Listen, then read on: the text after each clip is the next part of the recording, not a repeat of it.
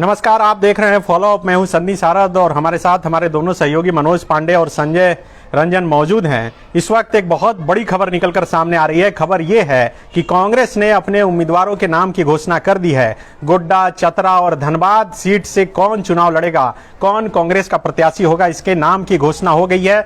और सबसे पहले फॉलो अप आपको ये जानकारी दे रहा है, गोड्डा से दीपिका पांडे को टिकट मिला है, वहीं धनबाद से अनुपमा सिंह को टिकट मिला है, जो अनूप सिंह की धर्मपत्नी है, बेरमो विधायक। और चतरा से के.एन. त्रिपाठी, जो झारखंड के पूर्व मंत्री रह चुके हैं, उन्हें टिकट मिला है। रांची सीट के नाम की घोषणा अब तक नहीं हो पाई है। फॉलो अप लगातार आपको ये जानकारी दे रहा था कि रांची सीट पर सुबोध कांत सहाय और बन्ना गुप्ता के नाम की चर्चा थी, लेकिन इससे पहले ही आपको फॉलो अप बता चुका था कि कौन कौन रेस में आगे है और किसे टिकट मिल सकता है, और वही हुआ। हमारे दोनों सहयोगी हमारे साथ हैं। पांडे जी से जानते हैं। पांडे जी, दीपिका पांडे को मिल गया, अनुपमा सिंह को मिल गया और के.एन. त्रिपाठी को मिल गया, रांची सीट फंस गया। पहले तो ये बताइए कि इन तीनों को जो टिकट मिला, क्या समीकरण के आधार पर मिला?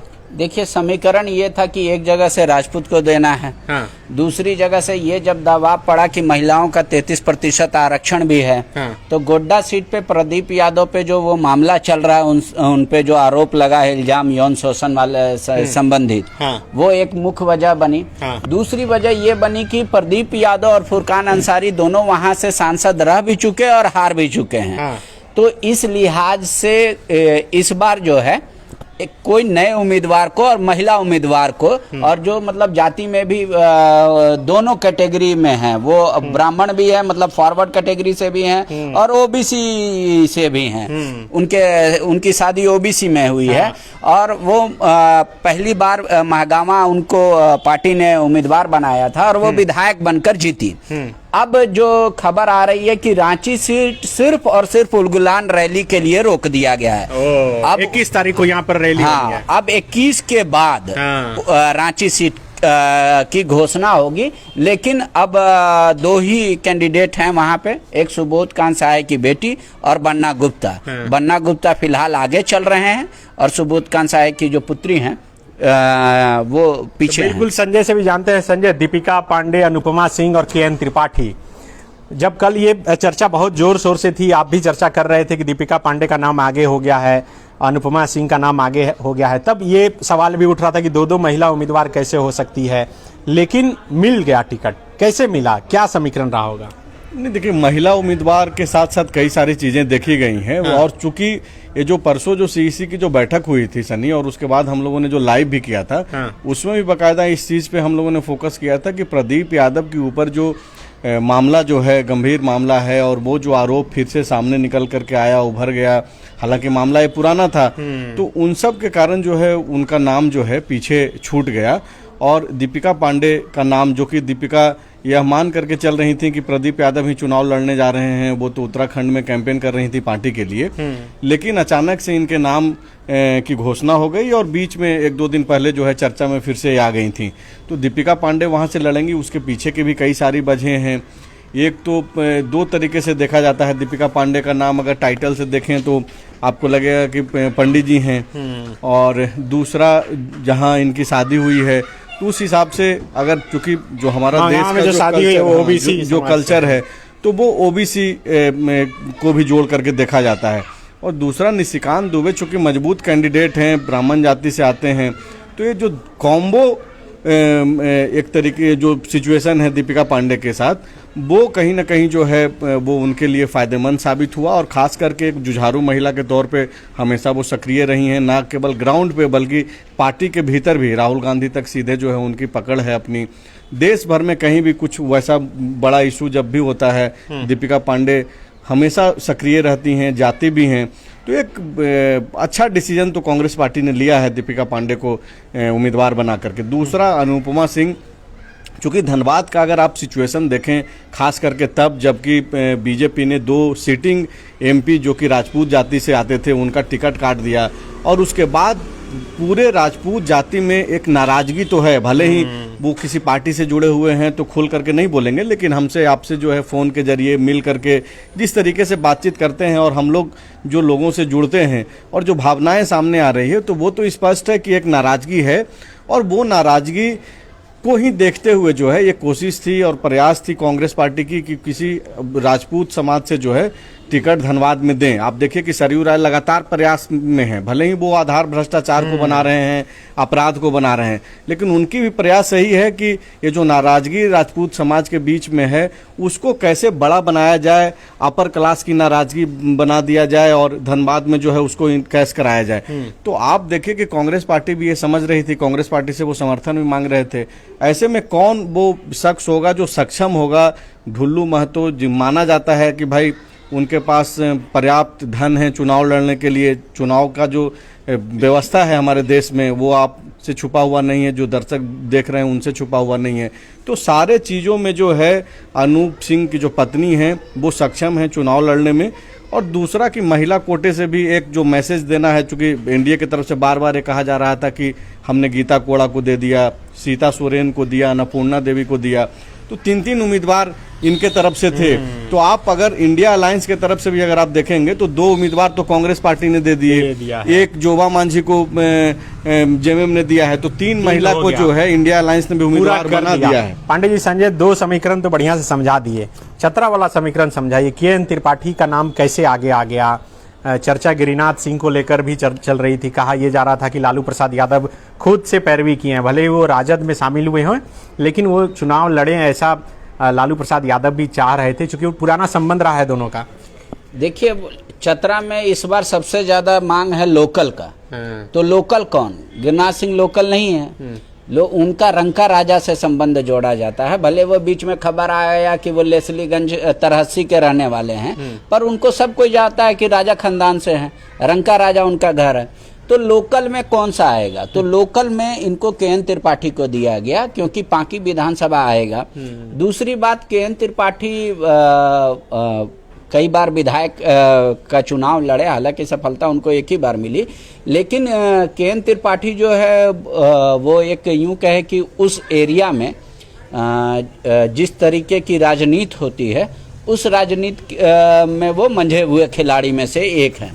तो इस वजह से के.एन. त्रिपाठी को दिया गया। इसमें प्रदेश अध्यक्ष और सीएलपी लीडर की तारीफ होनी चाहिए कि कांग्रेस में आने वाले की भी लंबी लिस्ट थी, जाने वाले की भी लंबी लिस्ट थी, पर कांग्रेस 2-3 चीजों पे बहुत प्रखरता से समझ में आया और ये बहुत अच्छी बात है किसी भी पार्टी के लिए। एक, जो नई सरकार का गठन हुआ था, विधायक नाराज होकर दिल्ली चले गए थे, कई लोग अपने हिसाब से व्याख्या कर रहे थे कि पार्टी के खिलाफ है, ऐसा नहीं करना चाहिए या नहीं। पार्टी ने बता दिया कि नहीं, ये जिंदा कौम की पार्टी है, हमने विरोध को सकारात्मक तौर पे लिया और जो दोनों नेतृत्व कर रहे थे विरोध को, उन दोनों को टिकट दे दिया गया। मेरा सवाल था कि क्या वो जो नाराजगी व्यक्त की गई थी उसकी भरपाई करने के लिए ये अनूप सिंह की पत्नी और फिर दीपिका पांडे दोनों को टिकट दिया गया? नहीं, बेस्ट ऑप्शन हाँ, बेस्ट ऑप्शन चुन के दिया है। कारण वो भी हो सकता है। हाँ, कारण, लेकिन पार्टी ने उस घटना को लेकर नाराज नहीं है, ये साबित हो गया। पार्टी ने कहा कि वो अपनी बात आला कमान तक रख सकते, इसमें कोई बुराई नहीं है। और यही के.सी. वेणुगोपाल ने भी कही थी इस बात को बाकायदा, जब बात हो रही थी, तो सकारात्मक तौर से लिया गया। दूसरी बात कि कांग्रेस ने एक जो, जैसे यहाँ पे रामटहल चौधरी भी ज्वाइन किए और उसके बाद जेपी पटेल भी ज्वाइन किए। जेपी पटेल को टिकट दे दिया लेकिन रामटहल चौधरी को नहीं दिया। उसके अलावा कई एक नाम आ रहे थे, राज पलिवाल का भी देखिए, उनका प्रवक्ता था, लेकिन पार्टी ने कहा कि जो उनके साथ पुराने समय से जुड़े हुए हैं उनको ज्यादा मौका देंगे। तो लिहाजा अभी जिस तरीके से गिरिनाथ सिंह का आगे चल रहा था कि नहीं भाई एक राजपूत दीजिए, तो कहा कि राजपूत ही देने का विषय है तो हम धनबाद से देंगे, अपने आदमी को देंगे। और गिरिनाथ सिंह को इस वजह से लाख पैरवी होने के बावजूद कांग्रेस ने नो कर दिया। हालांकि उनके प्रति सहानुभूति है और के.एन. त्रिपाठी के पक्ष में वो प्रचार भी करेंगे, पलामू में भी प्रचार करेंगे, लेकिन गिरिनाथ सिंह को इस बार मौका नहीं दिया गया। अब बात ये आता है कि गिरिनाथ सिंह के पास अभी बहुत विकल्प है विधानसभा में। कई एक विधानसभा ऐसे हैं पलामू प्रमंडल में जहां गिरिनाथ सिंह का यूज किया जा सकता है, तो उसको लिहाज से भी आरजेडी देख रही है। अब रहा बात रांची सीट का, तो रांची में कोई ऐसा बबेला खबेला ना हो जाए, क्योंकि भीड़ यहीं से सर्वाधिक आनी है रैली से पहले। हाँ, तो इस वजह से इसको रोक दिया गया। अब ये संभवतः जो मेरी जानकारी है कि 25 तारीख तक इसकी घोषणा हो जाएगी। और कोई उससे कारण पहले। मानते हैं संजय रांची सीट को जो होल्ड पे रखा गया है इसकी? नहीं, जो अनाउंसमेंट हुआ है उसको अगर आप देखेंगे तो अब कोई दो राय नहीं होनी चाहिए कि बन्ना गुप्ता ही संभवतः चुनाव लड़ेंगे। अब भले ही इसकी घोषणा होने में जितनी देर लग जाए। अच्छा, मतलब सुबोधकांत का अगर फाइनल होना रहता तो हो जाता? बिल्कुल लग रहा है ऐसा। आप देखिए कि दो अपर क्लास को वोट टिकट मिल चुका है। दीपिका पांडे भी ब्राह्मण जाति से ही आती है। 3 हो गया तब तो। 3 हो गया अगर उनको भी जोड़ दिया जाए तो। हालांकि वो ओबीसी कैटेगरी में उनके हस्बैंड आते हो हैं जाने के बाद, हाँ, वो ठीक है। लेकिन शादी के बाद और जाति नहीं बदलती है। जाति थोड़े बदल जाती है, तो वो तो एक है। वो एक अलग चीज है कि वो सिचुएशन है उनके साथ, उनके लिए सकारात्मक पहलू है वो। लेकिन अब इससे यह स्पष्ट है कि यहाँ पे बन्ना गुप्ता ही चुनाव लड़ेंगे। और इसकी अनाउंसमेंट में जो भी देर सवेर जो भी हो जाए, और जो बात गिरिनाथ सिंह को लेकर के पांडे जी बोल रहे हैं कि वो प्रचार करेंगे प्रसार करेंगे, अब इसको लेकर के भी थोड़ा धैर्य रखना होगा। क्योंकि चतरा को लेकर के जो परिस्थितियां रही है सनी, बीते लोकसभा चुनाव में भी कांग्रेस के कैंडिडेट होने के बावजूद चतरा में आरजेडी के कैंडिडेट ने चुनाव लड़ा। और इस बार भी वही परिस्थितियां लगभग जो है दिखाई दे रही है। क्योंकि आप देखिए कि पिछले बार भी जो कैंडिडेट थे सुभाष यादव, जो अभी जेल में बंद हैं ईडी की कार्रवाई के बाद, वो भी लालू यादव के बहुत ही करीबी नेता माने जाते हैं। गिरिनाथ सिंह भी लालू यादव के बहुत ही करीबी नेता हैं, उनका पारिवारिक संबंध है।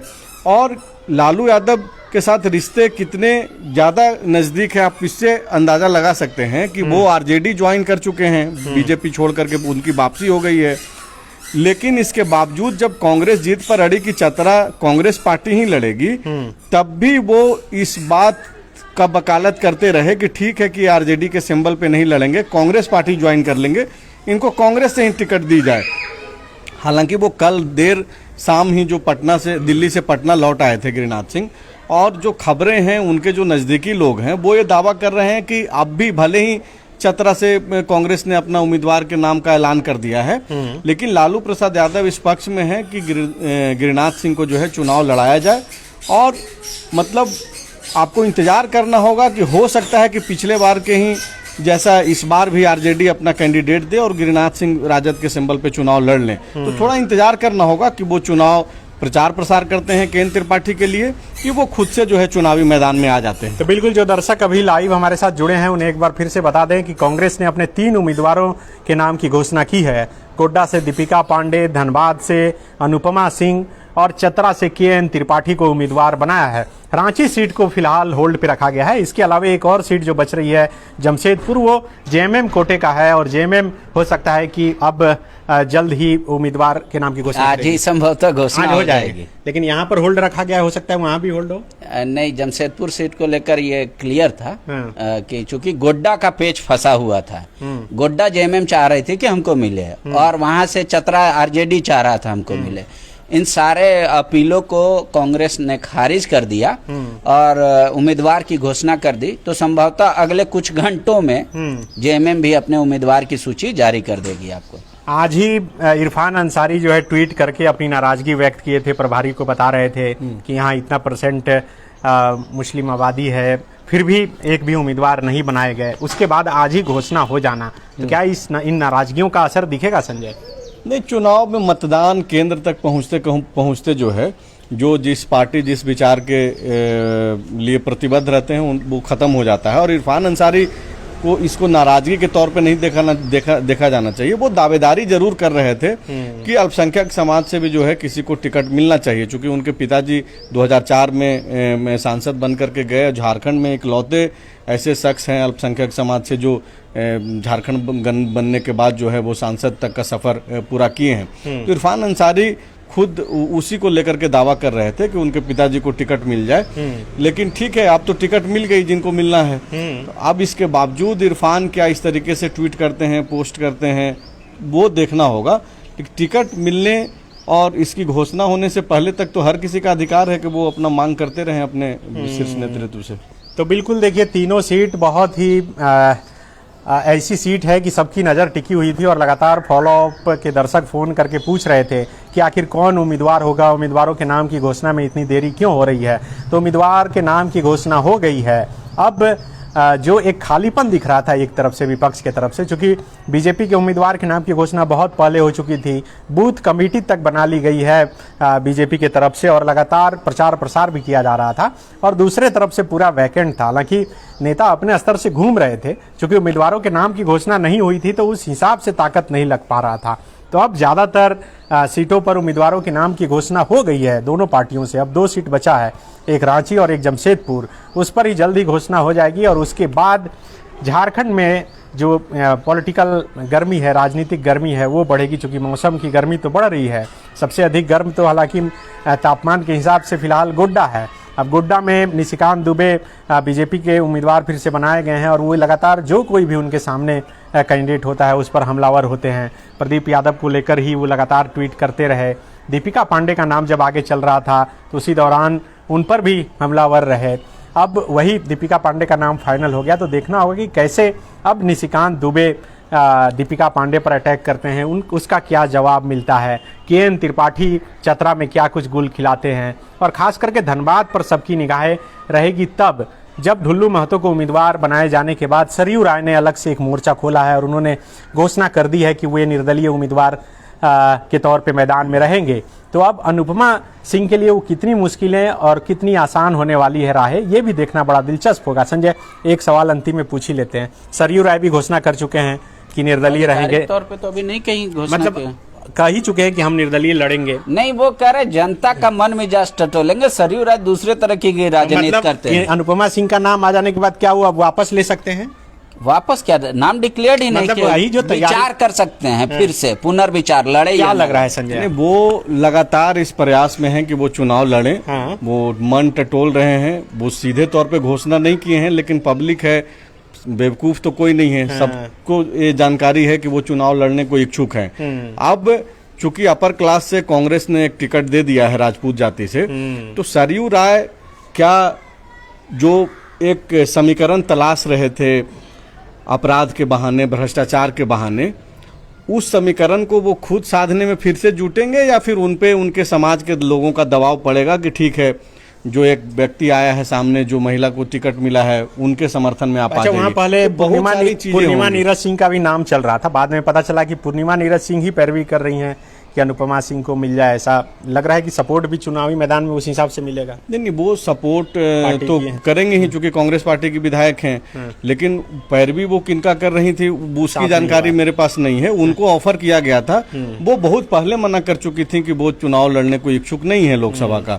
तो अभी थोड़ा इंतजार कीजिए। अभी तो जो जैसा आप बोल रहे थे कि गर्मी बढ़ेगी, तो और खास करके धनबाद में, तो धनबाद की गर्मी बढ़ गई है अभी अनाउंसमेंट के बाद से। सबसे बड़ा बात है, मौसम विज्ञान विभाग ने ये कहा है कि कोई बाहरी तो इसके लिए जिम्मेदार नहीं होगा, लोकल कारण से गर्मी बढ़ेगी। तो बिल्कुल धनबाद ऐसी धरती है जहां धरती के भीतर भी तपिश है और धरती के ऊपर तपिश तो है। अब राजनीतिक तपिश और कितना गर्म कर देगा आप समझिए। आप लगातार बने रहें, अपना फीडबैक देते रहें, बताते रहें कि कौन सा उम्मीदवार कैसा है। इन तीनों उम्मीदवारों के नाम की जो घोषणा हुई है, ये उम्मीदवार बीजेपी के उम्मीदवार और अन्य उम्मीदवार पर कितने भारी पड़ने वाले हैं, ये भी बताइए कमेंट करके। शुक्रिया।